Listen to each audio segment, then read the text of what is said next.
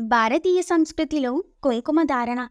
భారతీయ సంస్కృతిలో పసుపు, కుంకుమ దేవతా శక్తి కలిగిన పదార్థములుగా భావిస్తాం. ఇవి మానవులు తయారు చేసుకొని వాటి యందు దేవత్వాన్ని ఆరోపించుకున్న వస్తువులు కాదు. మహర్షులు దర్శించి వాటిలో దేవతాశక్తి ఆవిష్కరించబడుతుంది అని తెలియజేసి వాటిని మన ఆచారంలో భాగంగా పెట్టారు. అందుకే కుంకుమను అలంకరించుకోవడం అనేది మన సంప్రదాయం. పసుపు మిళితమైనది కుంకుమ. దీనిని సంప్రదాయబద్ధమైన పదార్థంగా చెయ్యాలి. అంతేకాని వర్ణం ప్రదానం కాదు. రంగు ప్రదానం చేసుకుని ఎర్రగా కనపడిన ఏదో ఒకటి కుంకుమ అని సరిపెట్టుకోవడం సరికాదు. పసుపులో కొన్ని దివ్య ద్రవ్యాలు కలిపి కుంకుమ చేస్తారు. ఈ కుంకుమ తయారు చేసేటప్పుడు సూర్యరశ్మి సోకి ఒక సూక్ష్మమైన ధ్వని వినపడుతుంది. ఆ ధ్వని కుం అనే శబ్దంతో వస్తుంది. కుం ఇతి కూజతేతి కుంకుమ అని వ్యాఖ్యాతలు చెప్పారు. ఆ ధ్వనితో వస్తుంది కనుక దానికి ఆ పేరు పెట్టారు. ఈ పద్ధతిలో తయారు చేసే దానిలో దేవతాశక్తి జాగృతం చేసేటటువంటి మహిమ ఉంటుంది. సృష్టి అంతా కూడా భగవత్ శక్తితో నిండి ఉన్నప్పటికీ కూడా కొన్ని మాత్రం ఆ శక్తిని ప్రకటిస్తాయి, ప్రసరింపజేస్తాయి. సూర్యకాంతి విశ్వమంతా పరుచుకున్నప్పటికీ అద్దం ఆ కాంతిని ప్రతిఫలింపజేయగలుగుతున్నది. అదేవిధంగా కొన్ని వస్తువులు భగవత్ శక్తిని ప్రకటించగలుగుతాయి. అటువంటి వాటిలో కుంకుమ ఒకటి. అందుకే మనం నుదుటిన కుంకుమ ధరిస్తాం. భ్రుకుటి మధ్యస్థానాన్ని ఆజ్ఞాచక్రస్థానం అని చెప్పబడుతున్నది.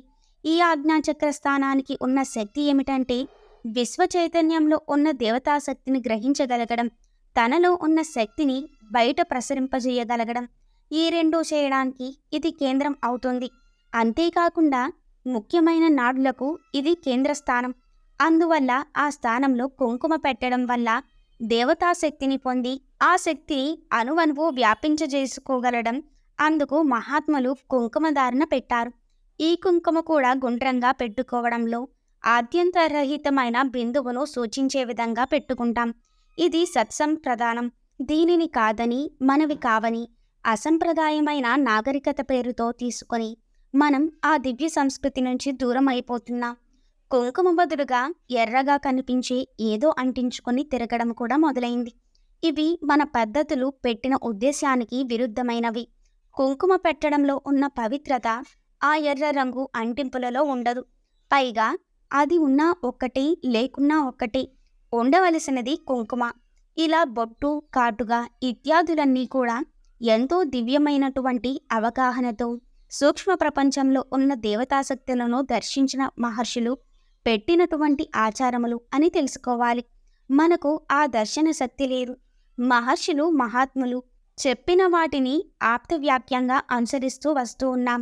మహర్షికి ధ్యానంలో, తపస్సులో గోచరించిన దేవతామూర్తిలో ఏ లక్షణాలు కనబడుతున్నాయో ఆ లక్షణాలను సంప్రదాయాలుగా మనకి చెప్పారు. అంతేకాని మన అలవాట్లను దేవతకి ఊహించుకోవడం కాదు. దేవతలో ఉన్నటువంటి ఆకార విశేషాలను మన ఆచార విషయాలుగా చెప్పి దేవతాశక్తికి దగ్గరవడానికి మార్గాలు వేశారు మహర్షులు. ఇంకొక అర్థంలో కుం అనే శబ్దంలో కకారము, ఉకారము, మకారము ఉన్నాయి. కకారము బ్రహ్మవాచి, ఉకారము ఉపేంద్రుడైన నారాయణ తెలియజేస్తుంది, మకారము రుద్రుణ్ణి తెలియజేస్తుంది. ఇది మన భారతీయ సంస్కృతిలో కుంకుమ బొట్టు విశిష్టత.